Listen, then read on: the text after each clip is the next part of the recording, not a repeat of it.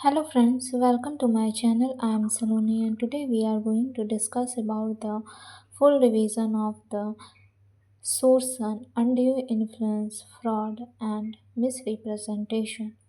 तो जैसे कि हमने पिछले वीडियो में सभी को वन बाय वन डिस्कस किया था, तो आज हम क्विक रिवीजन करेंगे, सभी को एक ही साथ समझेंगे।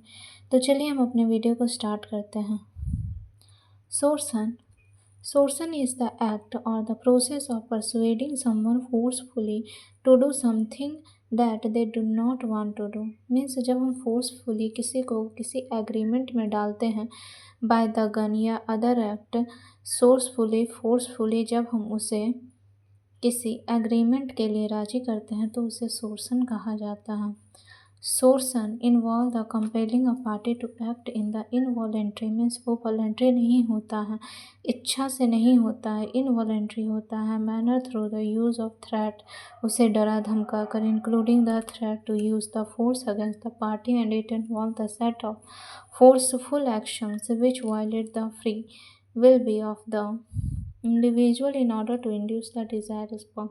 जब हम फोर्सफुली किसी पर्सन को एग्रीमेंट के लिए राजी करते हैं तो वो सोर्सन आता है।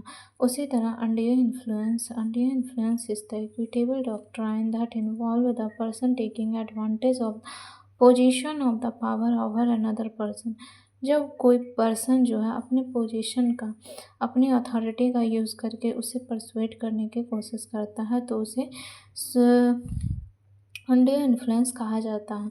Undue influence exist where the one person wrongfully exercises control over another so the substitute that the person's will of the other। Means जब वो अपनी पोजीशन का, अथॉरिटी का, जब हमारे से बॉस जो होते हैं वो अपनी अथॉरिटी का गलत इस्तेमाल करके, अथॉरिटी का मिसयूज़ करके उसे एग्रीमेंट के लिए राज़ी करते हैं तो उसे अनड्यू इन्फ्लुएंस कहा जाता है। फिर आता है fraud, a misleading conduct done by the someone with the objectives to get the illegal advantage or the harm someone else, victim right to the commonly known as the fraud। जब हम जानबूझकर किसी को धोखा देकर उस एग्रीमेंट के लिए राजी करते हैं जानबूझकर, तो उसे फ्रॉड कहा जाता है। फिर मिसरिप्रेजेंटेशन में भी जब हम गलत इन्फॉर्मेशन प्रोवाइड करते हैं, लेकिन मिसरिप्रेजेंटेशन में बेसिकली जब सेलर को उसके बारे में या अदर पार्टी को उसके बारे में इंफॉर्मेशन नहीं होता है, वो मिस्टेक से रॉन्ग इन्फॉर्मेशन अदर पार्टी को पहुंचाता है तो उसे मिसरिप्रेजेंटेशन कहा जाता है। मीन्स ये अनजाने जब कोई हम एग्रीमेंट के लिए राज़ी करते हैं तो उसे मिसरिप्रेजेंटेशन कहा जाता है।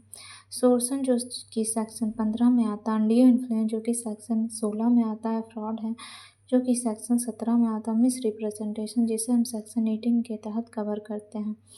आई होप आपको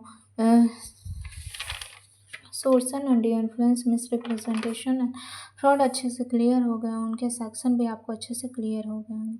वीडियो पसंद आया है तो like, subscribe, share it. Thank you.